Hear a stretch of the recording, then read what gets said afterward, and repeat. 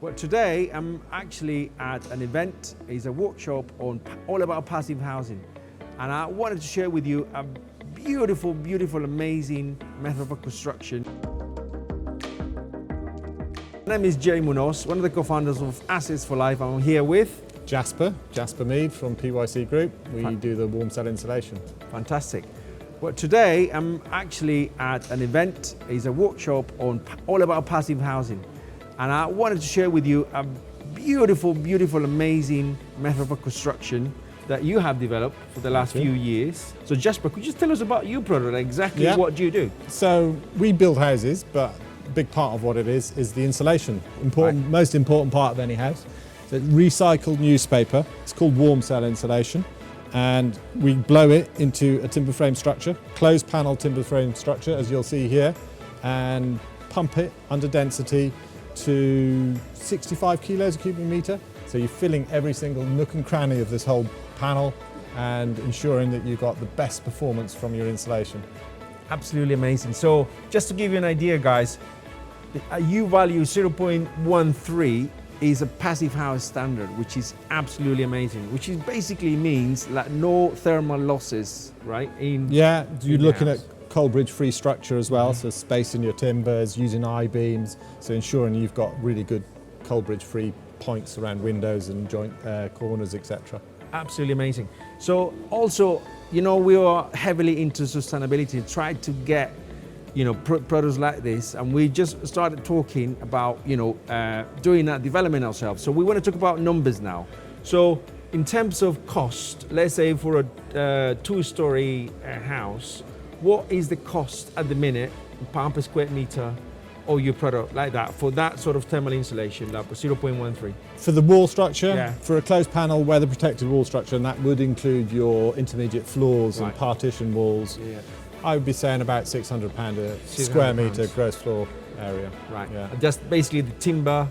That's the timber frame so with you'll have all the layers. Yeah, you'll have a membrane on the roof to stop the rain from coming in, and on the walls. We wouldn't fit the windows for that, but that's the second element. But all the form works. All the forms. So that includes all the engineering and design of it. Engineering. So you will do basically design and build of that element. Yeah. And you would go and erect that as well. So that's fitted on site, delivered and fitted. Delivering within the UK. Yeah. So typically, it might take us a month to manufacture the house in the workshop, and then on site, depending on the size, of course. But I'd expect it to be up and weather protected within a week. Okay. And how high you can go nowadays? Because I know the standards have changed. Well, timber frame can go 10 stories, even higher. I mean, in the States and in Canada, they're doing tower blocks now with timber. But in the UK, because of Grenfell and the fortunate and really sad things that happened there, there's serious caution on heights with timber frame. And so we comfortably work to three and a half stories. Right. You can go a bit bigger, but that's what we've chosen. Right. That's our limit. Okay. But it's good enough. I think up to 3-story is like a decent. Most dwelling, domestic houses, domestic houses at that level. In terms of the materials and costs, obviously through Brexit now, COVID and all this stuff. Yeah. What are your predictions? Material cost in the, let's say, a year or so? I wouldn't like to say a year. It'd be great to have a foresight into that. But this year we've been faced with 50% price increases on materials, and it's all going up. So we are looking at potentially by the end of the year, we could be 200% on some materials. Really? Terrifying amount. Wow. Yeah.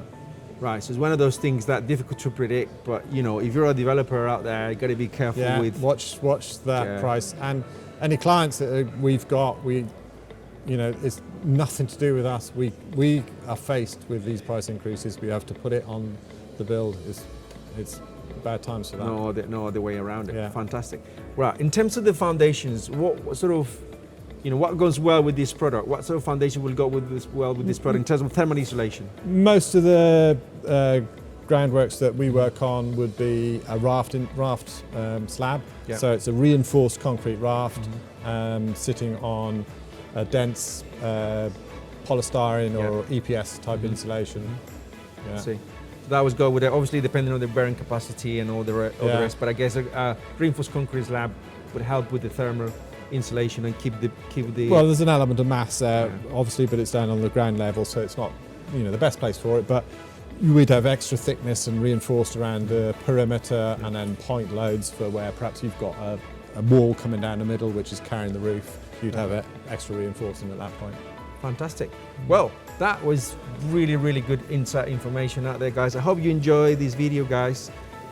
If you haven't subscribed to our channel, click the link below and hit subscribe, because we keep pumping you with all of this great information that is, is new, is fresh, and is sustainable, which we are very passionate about.